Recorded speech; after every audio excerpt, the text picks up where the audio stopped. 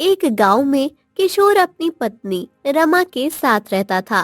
किशोर एक मजदूर था, जिस वजह से उन लोगों की आर्थिक स्थिति ज्यादा अच्छी नहीं थी। सुनती हो रमा? मैं काम पर जा रहा हूँ, शाम को जल्दी लौट आऊंगा। हाँ हाँ, क्योंकि आज आपको राशन भी लेने जाना है। अब देखता हूँ, चलो पैसे मिल गए तो ले आऊंगा। अब कोशिश तो पूरी करूंगा कि ले ही आऊं। ठीक है। अजी, कल भी पैसे नहीं दिए थे आपके मालिक ने, आज तो दे ही देगा। अरे अब देखो रमा, मैं मांगूंगा नहीं। अगर दे दिए तो ठीक है, नहीं दिए तो मैं कुछ नहीं कह सकता। हाँ चलो अब जाता हूँ, देर हो रही है। इसके बाद किशोर काम पर चला गया और रमा अपने घर के कामों में लग गई। पता नहीं कैसा मालिक है, पैसे ही नहीं देता है। अगर पैसे नहीं देगा तो फिर हम लोगों का गुजारा कैसे होगा। वहीं दूसरी तरफ किशोर काम पर आया, पर उसके मालिक ने उसे काम से निकाल दिया, जिस पर किशोर काफी ज्यादा परेशान हुआ। हे भगवान, अब मैं क्या करूं? मेरे मालिक ने तो मुझे काम से ही निकाल दिया। अब इतने पैसे से तो राशन आ ही नहीं पाएगा। चलो कोई दूसरा काम देखा जाए। इसके बाद किशोर गांव में काम ढूंढने निकला, पर उसे कहीं भी काम नहीं मिला, जिससे वह काफी ज्यादा परेशान हो गया। हे भगवान, हे भगवान, ये क्या हो रहा है? मुझे तो कहीं काम ही नहीं मिल रहा। लगता है कि अब यहाँ मेरा गुजारा नहीं हो पाएगा। अब मुझे घर ही जाना चाहिए। ये कहकर किशोर घर पर आ गया। जब उसकी पत्नी ने किशोर को परेशान देखा तो कहा, क्या हुआ, आप इतनी जल्दी कैसे आ गए? अरे अब क्या बताऊं रमा, आज मालिक ने काम से ही निकाल दिया। बेरोजगार हो गया मैं। क्या, काम से निकाल दिया? पर क्यों? इस तरह अचानक वो आपको काम से कैसे निकाल सकता है? बात ये है कि मैंने उससे पैसे मांग लिए, बस इतनी सी ही बात पर उसने निकाल दिया। कह रहा था कि मेरे यहाँ काम करना है तो पैसे भूल जाओ। अरे भला ऐसे कैसे पैसे भूल जाए? हमें अपना घर खर्च भी तो चलाना है। यही मैंने भी यही कहा, बस इसीलिए तो काम से निकाल दिया। लगता है कि अब मुझे कहीं और काम ढूंढना पड़ेगा। तो आप दूसरा काम देख लेते ना। ढूंढा रमा, गांव में बहुत ढूंढा, पर कहीं काम मिला ही नहीं। हाँ, लगता है कि अब मुझे दूसरे गांव काम के लिए जाना पड़ेगा। चलो कल सुबह ही मैं दूसरे गांव के लिए निकल जाऊंगा।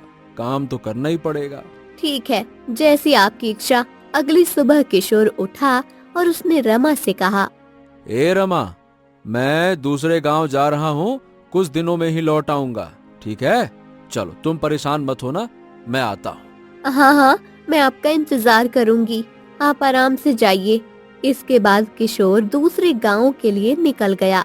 दूसरे गांव आने के बाद किशोर ने इधर उधर काम मांगा, पर उसे वहाँ भी काम नहीं मिला, जिससे वो काफी ज्यादा परेशान हो गया। अरे बाप रे बाप, ये हो क्या रहा है? हे भगवान, मुझे तो इस गांव में भी काम नहीं मिल रहा। अब मैं जाऊं तो कहाँ जाऊं?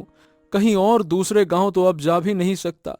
हाँ, ऐसा करता हूँ कि जंगल जाकर लकड़ी काटता हूँ और फिर उन्हीं से पैसे कमाता हूँ।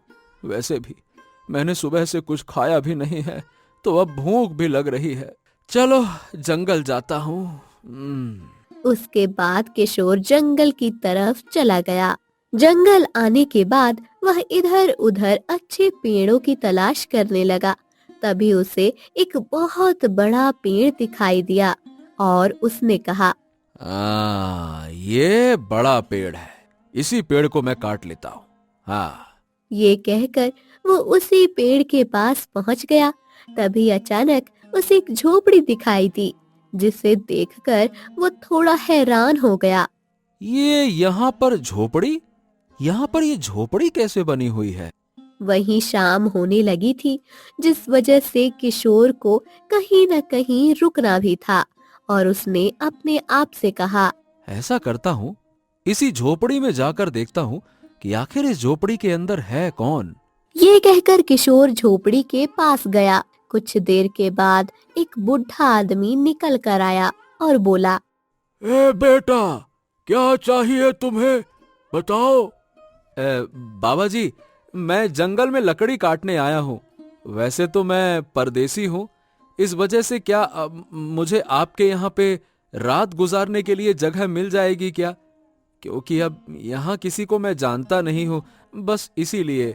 बुढ़े आदमी ने किशोर को ऊपर से नीचे तक देखा और कहा, हाँ हाँ हाँ हाँ, क्यों नहीं क्यों नहीं, आ जाओ, मेरे घर के अंदर आ जाओ, आ जाओ। इसके बाद किशोर बुढ़े आदमी की झोपड़ी के अंदर में आ गया।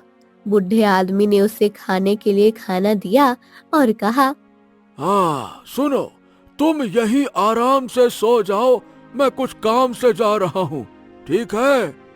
ये कहकर बुढ़ा आदमी वहां से चला गया।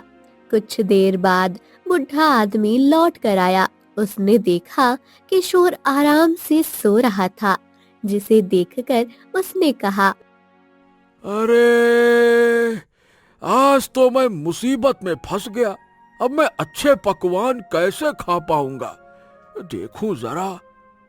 हाँ, लगता है कि ये अच्छे से सो गया है, यही मौका है। हाँ। इसके बाद बुढ़े आदमी ने एक बक्से को खोला और उसमें से एक लाल रंग की टोपी को निकाला और उस टोपी को पहन लिया। अगले पल ही वह वहां से गायब हो गया। किशोर ने जब आंखें खोली तो हैरान था, क्योंकि वहां पर बुढ़ा आदमी नहीं था। हैं? बड़ी हैरानी वाली बात है, ये काका अभी तक लौट कर नहीं आए। अब ये काका जा कहां सकते हैं? अगली सुबह किशोर उठा तो उसने देखा बुढ़ा आदमी उसी के बगल में सो रहा था और वहां पर एक लाल टोपी रखी हुई थी, जिसे देखकर वो काफी ज्यादा हैरान हुआ। अरे बाप रे बाप, ये कब आ गए? मुझे तो पता ही नहीं चला। और ये क्या, इनके पास ये लाल टोपी क्या कर रही है? तभी बुढ़ा आदमी उठा और बोला, तुम जाग गए? और कैसी गई रात? अच्छी रही रात बाबा। वैसे ये बताइए, आप रात में कहाँ गए थे? मैं कहाँ गया था? अरे भाई, मैं तो तुम्हारे पास ही सो रहा था। अब ये बूढ़ा शरीर रात में कहाँ जाएगा? क्या मेरे पास सो रहे थे? ये सुनकर किशोर थोड़ा हैरान हुआ। इसके बाद किशोर जंगल से लकड़ी काटकर उन्हें बाजार में बेच आया। अब वह बुढ़े आदमी के साथ ही रह रहा था। एक रात किशोर ने देखा बुढ़ा आदमी टोपी लगाकर गायब हो गया, जिसे देखकर वह काफी हैरान हुआ। अरे, ये बूढ़ा आदमी गायब कैसे हो गया? ओह, इसका मतलब इसी टोपी में कुछ न कुछ रहस्य है। अगली सुबह जब बुढ़ा आदमी आया तो उसके हाथों में वही टोपी थी, जिसे देखकर उसने कहा,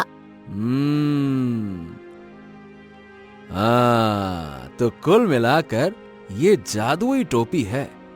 अगर ये टोपी मुझे मिल जाए तो फिर तो मेरे मजे ही मजे हो जाएंगे। ये टोपी मुझे हासिल करना ही होगा। और वह बुढ़े आदमी के जाने का इंतजार करने लगा। जब बूढ़ा आदमी वहां से गया तो वो लाल टोपी लेकर वहां से चला आया। वहां से आने के बाद उसने अपने आप से कहा, आखिर इस टोपी से होता क्या है, जरा मैं भी तो देखूं।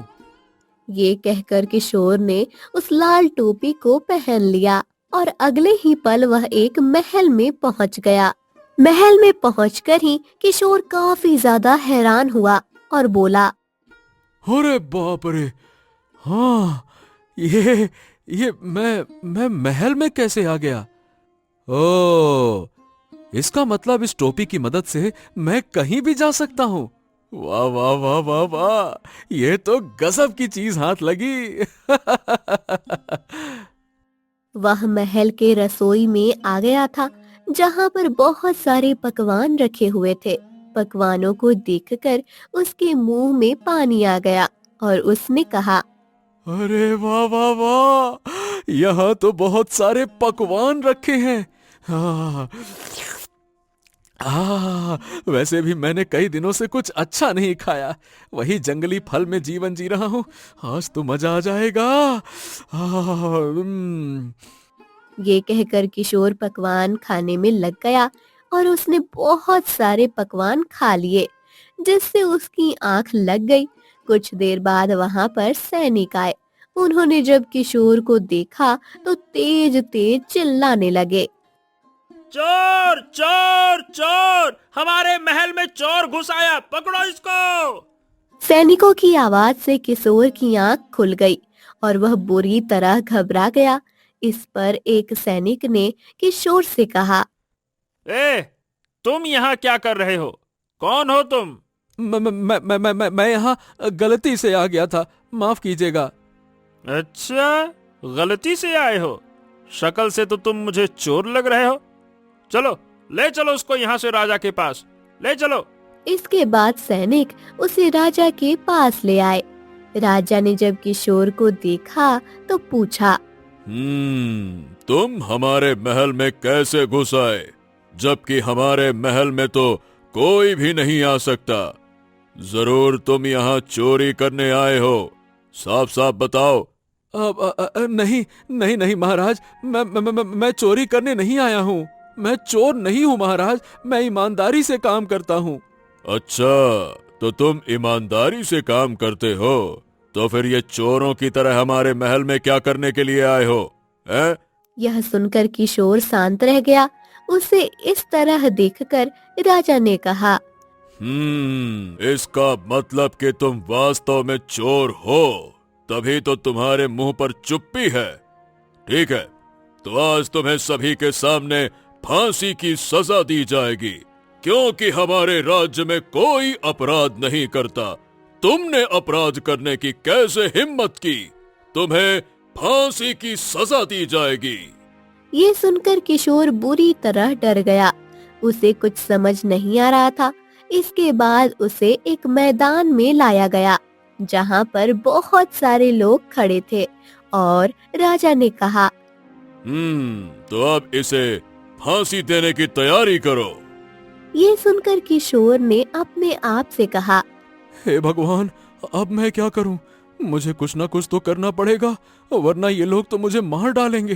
क्या करूं क्या करूं क्या करूं? तभी किशोर के दिमाग में एक उपाय आया और उसने राजा से कहा, महाराज महाराज महाराज, अगर आपकी आज्ञा हो तो मैं आपसे कुछ कहना चाहता हूँ। बताओ, आखिर कहना क्या चाहते हो तुम, बोलो। महाराज, मुझे फांसी ना देकर आप पेड़ से बांधकर जला दीजिए। ये क्या कह रहे हो तुम? तुम्हें पता भी है कि जलने में तुम्हें कितनी तकलीफ होगी? हाँ, मुझे पता है, पर मुझे आप जला ही दीजिए, मुझे फांसी मत दीजिए। ये सुनकर राजा काफी ज्यादा हैरान हो गया और सोच में पड़ गया। काफी देर सोचने के बाद उसने कहा, तो ठीक है, सैनिकों, इसे पेड़ से बांधो। जिससे सैनिक और राजा काफी ज्यादा हैरान हो गए और सैनिक जोर जोर से चिल्लाने लगे, भूत भूत, अरे भूत, ये तो कोई भूत है, भागो भागो यहाँ से, भागो। ये कहकर सभी लोग वहाँ से भागने लगते हैं, जिसे देखकर राजा काफी ज्यादा हैरान हो गया। ये कैसे हुआ? आखिर ये अचानक से गायब कैसे हो गया? महाराज, महाराज, आप जल्दी से महल में चलिए। लगता है कि ये कोई भूत था। चलिए महाराज। क्या बात कर रहे हो? भूत था? अगर भूत था तो पहले क्यों नहीं गायब हुआ? और वो उसके सर पर लाल टोपी कहां से आई? मुझे नहीं पता महाराज। अब हमें यहाँ से चलना चाहिए, कहीं ऐसा न हो कि वो वापस आ जाए और हमें भी गायब कर दे। चलिए महाराज, चलिए। हाँ, तुम बिल्कुल ठीक कह रहे हो। चलो सभी लोग महल वापस चलो, चलो। इसके बाद सभी लोग महल में वापस आ गए। वहीं दूसरी तरफ किशोर एक नदी के किनारे आ गया। वहीं दूसरी तरफ बुढ़ा आदमी अपनी झोपड़ी में लौट कर आया तो उसने देखा वहां पर लाल टोपी नहीं थी, जिसे देखकर वह काफी ज्यादा हैरान हुआ। अरे, मेरी ये लाल टोपी कहाँ चली गई? कहाँ रख दी मैंने? मेरी टोपी तो यही होनी चाहिए थी। बूढ़े आदमी ने अच्छी तरह से पूरी झोपड़ी को देखा। ना ही वहां पर टोपी थी, ना ही किशोर। अरे, अब वो आदमी कहाँ गया? न वो आदमी दिखाई दे रहा है, ना ही मेरी टोपी। कहीं ऐसा तो नहीं कि उसे टोपी का रहस्य पता लग गया हो? बूढ़ा आदमी काफी ज्यादा परेशान हो गया। उसे कुछ समझ नहीं आ रहा और उसने जल्दी से बक्सा खोला तो उसमें बहुत सारी टोपियां रखी हुई थी, जिन्हें देखकर उसे शांति मिली। चलो, कम से कम ये तो अच्छा हुआ कि इस आदमी को इस बक्से के बारे में नहीं पता लगा, वरना वो सारा बक्सा ही ले जाता। इसीलिए तो मैं अपनी झोपड़ी में किसी को रुकने ही नहीं देता। आज के बाद मैं किसी पर भी विश्वास नहीं करूंगा। सबकी नीयत खराब होती है। हाँ, नहीं तो कैसे कैसे लोग आ जाते हैं। इसके बाद बूढ़ा आदमी फिर से अपने काम में लग जाता है। वहीं दूसरी तरफ किशोर की पत्नी रमा भी अपने पति का इंतजार कर रही थी। आज उसे जाए पूरा 1 हफ्ता हो गया था, पर अभी तक के किशोर लौट कर नहीं आया, जिससे वो थोड़ी परेशान भी थी। आज से पहले तो कभी भी ये इतने दिनों के लिए बाहर नहीं गए। 2-3 दिन में आ जाया करते थे, पर इस बार तो 1 हफ्ता होने आ गया, पर अभी तक ये लौट कर क्यों नहीं आए। रमा काफी ज्यादा परेशान थी। तभी वहां पर उसकी पड़ोसन विमला आई और बोली, क्या हुआ रमा बहन, थोड़ी परेशान लग रही हो?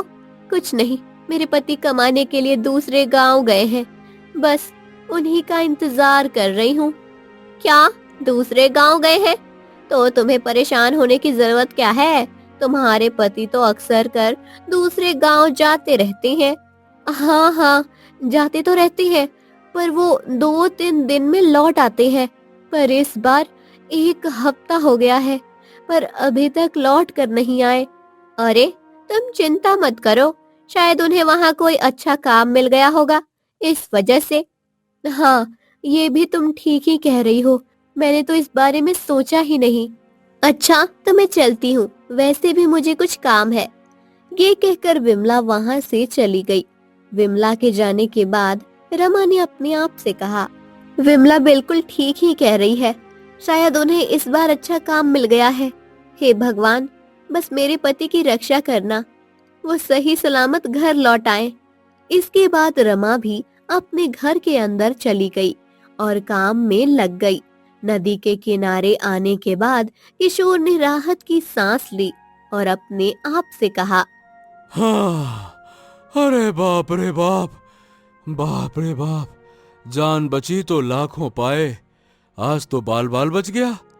लगता है कि ये मेरे कर्मों की सजा थी, पर चलो, जो हुआ सो अच्छा ही हुआ।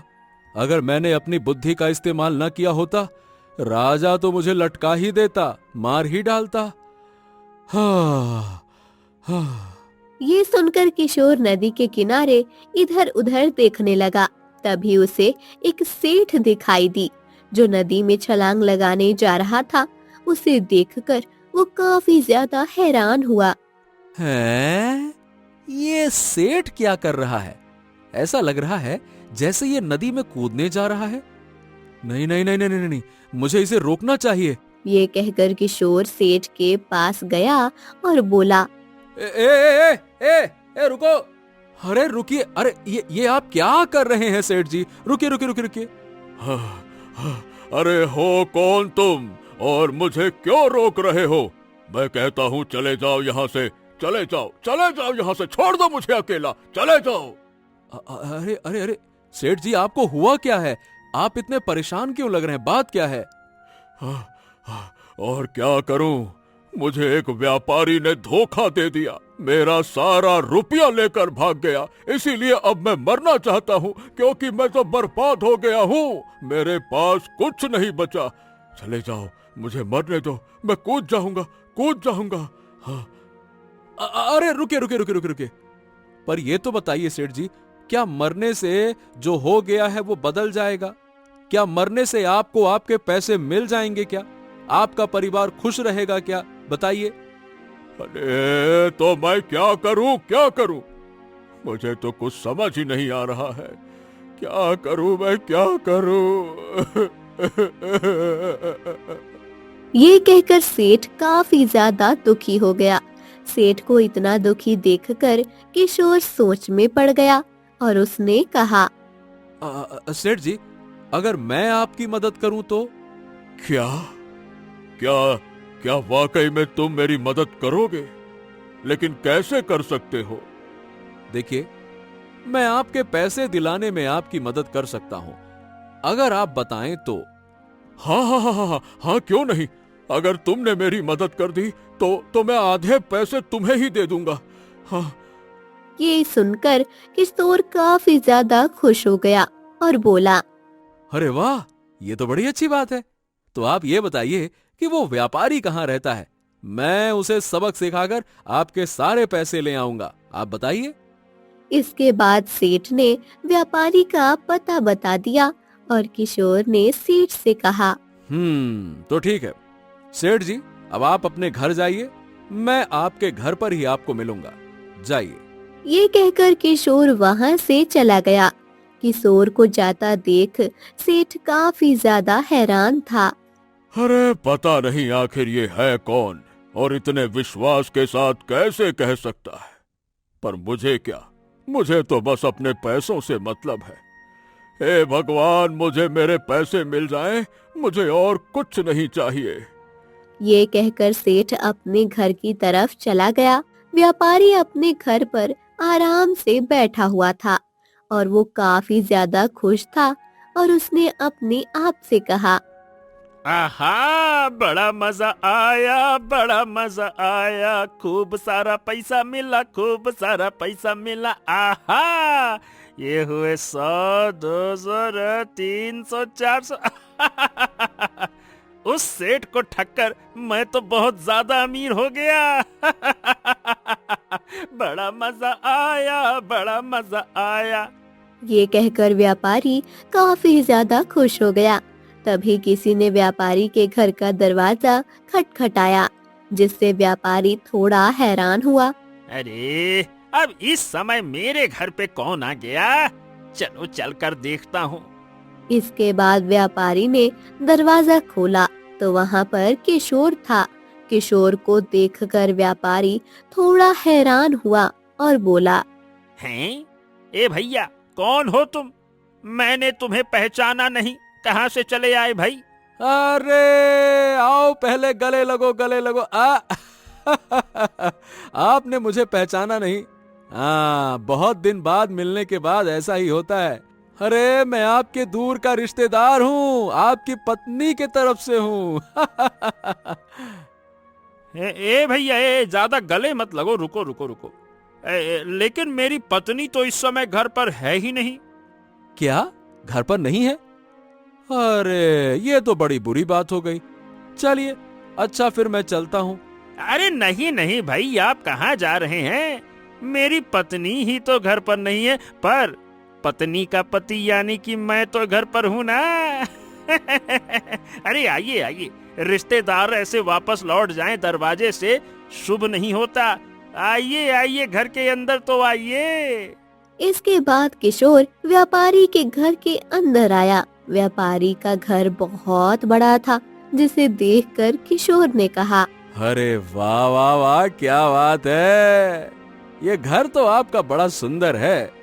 मुझे आपकी पत्नी ने बताया था, वैसे आपकी पत्नी मेरी बड़ी जिज्जी लगी, तो जिज्जी ने मुझे बताया था कि आप बहुत मेहनत करते हैं। अरे भाई, और क्या करें, व्यापारियों को तो मेहनत करनी ही पड़ती है। एक गांव से दूसरे गांव आना जाना लगा ही रहता है। हाँ, ये आप बिल्कुल सही कह रहे हैं। पता है, जब मैं पहली बार आया था तब आप मुझे मिले ही नहीं थे, तब आपकी पत्नी ही थी।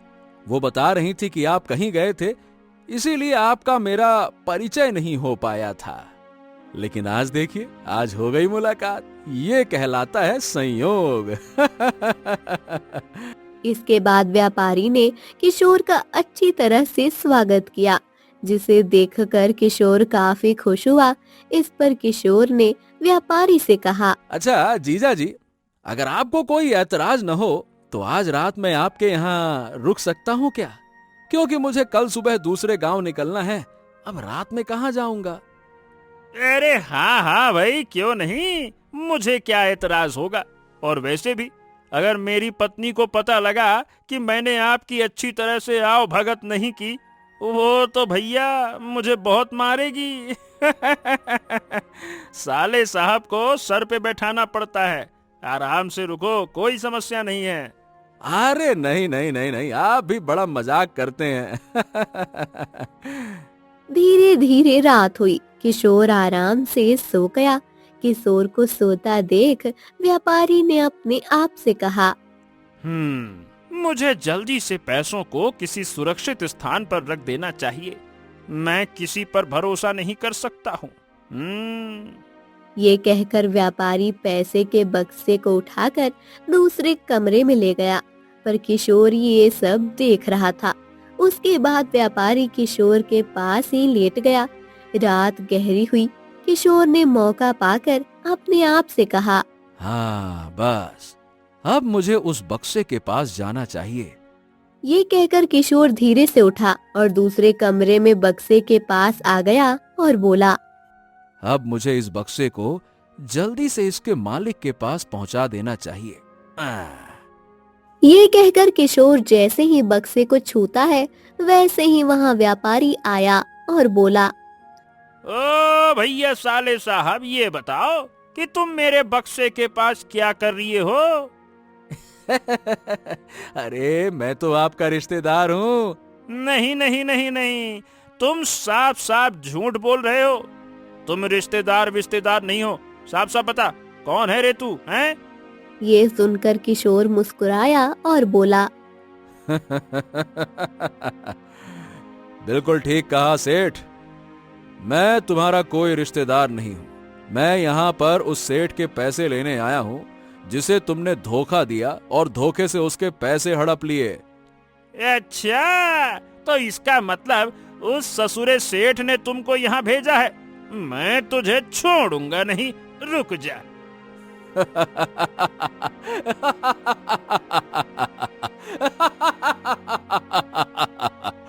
ये सुनकर किशोर जोर जोर से हंसने लगा। किशोर को इस तरह हंसता देख व्यापारी काफी ज्यादा हैरान हुआ और बोला, हैं? अरे तुम पागल वागल हो गए हो क्या, जो इस तरह से हंस रहे हो? हैं? अरे तुम बात ही ऐसी करते हो कि मुझे हंसी आ गई। पहले तुम मुझे पकड़ कर तो दिखाओ, उसके बाद छोड़ना। ये कहकर किशोर ने लाल टोपी को पहना और अगले पल ही वो बक्सा लेकर गायब हो गया, जिसे देखकर व्यापारी बुरी तरह घबरा गया। हे भगवान, हे भगवान, ये कहाँ चला गया? क्या ये कोई भूत प्रेत था? ये क्या चक्कर है? इसका मतलब मेरे घर में भूत आ गया। अरे बचाओ बचाओ, अरे कोई तो बचाओ, मेरे घर में भूत आ गया। ये कहकर व्यापारी जोर जोर से चिल्लाने लगा। वहीं दूसरी तरफ किशोर सेठ के घर आ गया। किशोर को अपने घर में इस तरह देखकर सेठ काफी ज्यादा हैरान हुआ। उसे तो समझ ही नहीं आया कि किशोर उसके घर में आ कैसे गया, और सेठ ने घबराते हुए कहा, अरे बाप रे बाप, ए भाई, तुम मेरे घर पे कैसे आ गए, जबकि मेरे घर का दरवाजा तो बंद है। अब आप ये मत पूछिए कि मैं आपके घर कैसे आया। आप बस इससे मतलब रखिए कि मैं आपके पैसे लेकर आया हूँ, ये तो देखिए। ये सुनकर सेठ काफी ज्यादा हैरान हुआ और बोला, क्या तुम सच कह रहे हो? वाकई में मेरे पैसे लेकर आए हो? हाँ हाँ, मैं आपके पैसे लेकर आया हूँ, ये देखिए बक्सा। अब आप इसमें से अपने पैसे को ले सकते हैं और बाकी जो आपने कहा था। इसके बाद जैसे ही सेठ ने बक्से को खोला तो वो हैरान रह गया, क्योंकि पूरा बक्सा पैसों से भरा हुआ था, जिसे देखकर सेठ काफी ज्यादा खुश हो गया और उसने किशोर से कहा, अरे वाह वाह वाह वाह वाह, तुमने तो वाकई चमत्कार कर दिया भाई। आखिर तुमने उस व्यापारी से ये पैसे लिए कैसे? क्योंकि वो व्यापारी इतनी आसानी से पैसे तो नहीं देता। अब बस यूं समझ लीजिए कि मैंने पैसे लिए नहीं बल्कि छीन लिए। हाँ। ये सुनकर सेठ काफी ज्यादा खुश हुआ और बोला, हाँ, चलो भैया, तुम्हारा बहुत बहुत धन्यवाद। मैंने तो सोचा था कि मेरे पैसे कभी नहीं मिलेंगे। आ आ आ आ आ धन्यवाद की क्या बात है सेठ जी।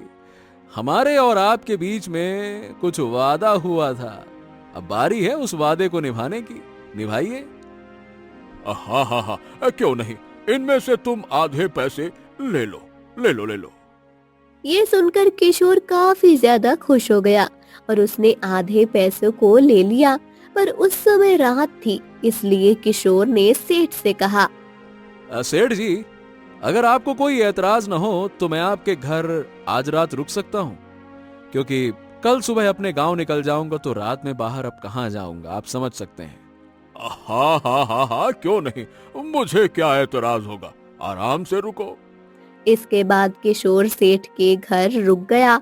अगली सुबह किशोर उठा और उसने सेठ से कहा, अच्छा सेठ जी, अब मुझे जाने की आज्ञा दीजिए। हाँ हाँ हाँ, क्यों नहीं। वैसे अगर तुम मुझे अपना पता बता दो तो शायद जरूरत पड़ने पर मैं तुमसे और मदद मांग सकूं। हाँ हाँ, क्यों नहीं, मैं जरूर आपको अपना पता बताता हूँ। इसके बाद किशोर ने सेठ को अपना पता बताया, जिसे सुनकर सेठ काफी खुश हुआ और बोला, वैसे मानना पड़ेगा, तुम बहुत ही बहादुर और बुद्धिमान इंसान हो, पर तुमने बताया नहीं कि तुमने ये सब कुछ किया कैसे। सेठ जी, बस आप आम खाने से मतलब रखिए, गुठलियां मत गिनिए, बाकी सब मुझ पर छोड़ दीजिए। चलिए अब चलता हूँ, कोई काम होगा तो याद कीजिएगा, ये बंदा हाजिर हो जाएगा। राम राम। ये कहकर किशोर वहां से चला गया। किशोर को जाता देख सेठ ने अपने आप से कहा, वैसे कुछ भी कहो, ये आदमी है बड़े काम का, मुझे आगे इसकी जरूरत पड़ती रहेगी। हाँ।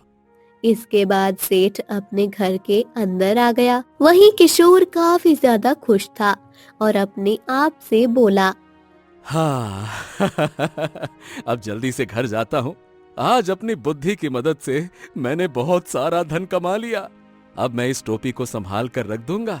इस टोपी ने तो मेरी किस्मत बदल दी। मजा आ गया।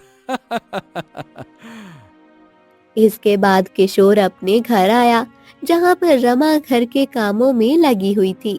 अपने पति को देखकर वो काफी ज्यादा खुश हुई और बोली, अजी आप आ गए, कहीं मैं सपना तो नहीं देख रही हूँ। अरे नहीं नहीं नहीं भाग्यवान, मैं सच में आ गया हूँ। अपने पति को देखकर रमा काफी ज्यादा खुश हुई और बोली, आप इतने दिनों बाद क्यों आए? आपको पता भी है मैं कितनी ज्यादा परेशान हो गई थी। हाँ हाँ हाँ, मुझे पता है, इस बार थोड़ा ज्यादा समय लग गया, पर अब मुझे काम करने की जरूरत नहीं है। क्या काम करने की जरूरत नहीं? ये आप क्या कह रहे हैं? तभी किशोर ने रमा को बहुत सारे पैसे दिखाए, जिसे देखकर रमा काफी हैरान हुई और बोली, अजी इतने सारे पैसे आपके पास कहाँ से आए? ये सब मैंने अपने बुद्धि की मदद से कमाए हैं, समझी तुम? क्या बुद्धि की मदद से? ये आप क्या कह रहे हैं? मैं कुछ समझी नहीं। इसके बाद किशोर ने रमा को सारी बात बताई, जिसे सुनकर रमा काफी ज्यादा हैरान हुई और तभी किशोर ने उसे लाल टोपी भी दिखाई और कहा, ये टोपी, इसने हमारी किस्मत बदल दी। इसको संभाल कर रखना रमा। हाँ हाँ क्यों नहीं, अब तो हम लोग बहुत ज्यादा अमीर हो गए हैं। हाँ, तुमने बिल्कुल ठीक कहा। अब मैं तुम्हें सारी सुविधाएं दूंगा जो अभी तक तुम्हें दे नहीं पाया और जिसकी तुम हकदार थी। अब हमारा जीवन सुखमय होगा रमा, सुखमय। वहीं अब वो लोग बहुत ज्यादा खुश थे और किशोर ने अपने घर को भी बड़ा कर लिया था। और आराम से अपनी पत्नी के साथ रह रहा था।